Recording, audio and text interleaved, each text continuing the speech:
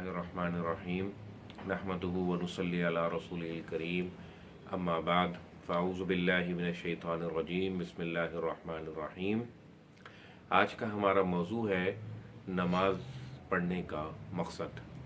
अल्लाह ताला ने हमें नमाज अता फ़रमाई है जो अपनी याद के लिए है। अल्लाह ताला ख़ुद कुरान करीम में फ़रमाते हैं कि अक़ीमिस्सलात लिज़िक्री, नमाज कायम करो मेरी याद के लिए।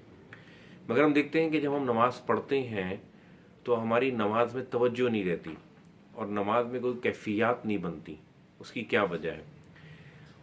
जब हम कुरान करीम पर गौर करते हैं तो हमें ये बात सामने आती है कि अल्लाह ताला कुरान करीम में ये फरमाता है कि ईमान वालो, नमाज के करीब न जाओ जब तुम नशे की हालत में हो, यहाँ तक कि तुम जान लो जो तुम अपनी ज़बान से अल्फाज अदा कर रहे हो।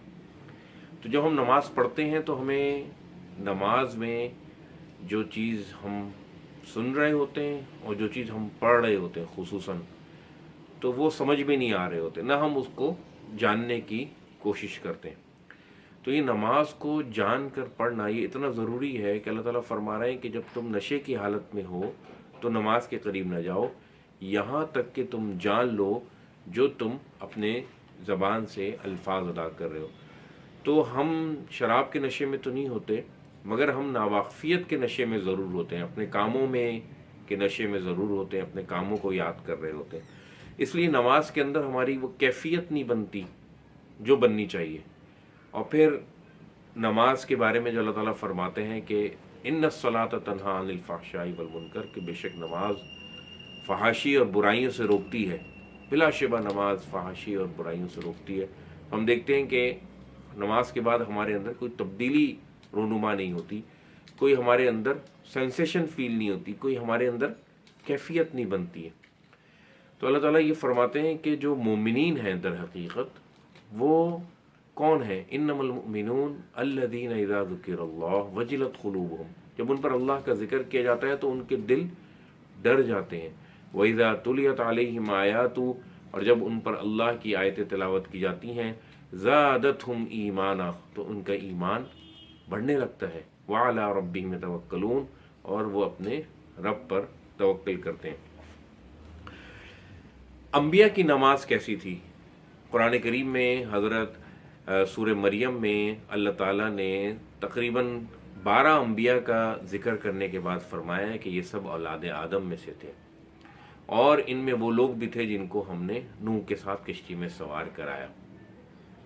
वमिन ज़ुर्रियति इब्राहीम व इस्माईल व इसराईल, और ये इस्माईल और इसराइल की औलाद में से हैं। वमिम्मन हदैना वज्तबैना, और ये वो लोग हैं कि जिनको हमने हिदायत दी और इनको हमने चुना।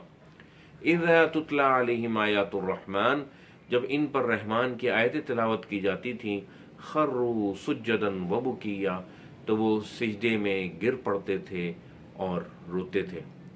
तो नमाज उनको समझ में आ रही होती थी और वो उनके रूंगटे खड़े कर देती थी और उनकी कैफियत बना देती थी और उनके अंदर तब्दीली पैदा करती थी।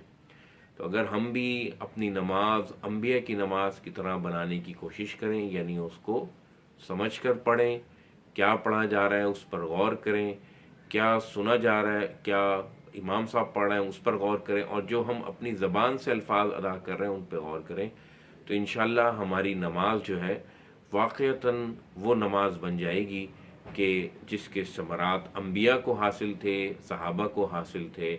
और वो नमाज जो है हमें बुराइयों से और फहाशी से भी रोकेगी, और वो नमाज जो है हमारा ताल्लुक़ अल्लाह ताला से मजबूत करेगी।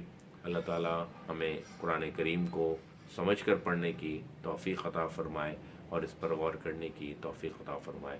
व आखिर दावाना अल्हम्दुलिल्लाहि रब्बिल आलमीन।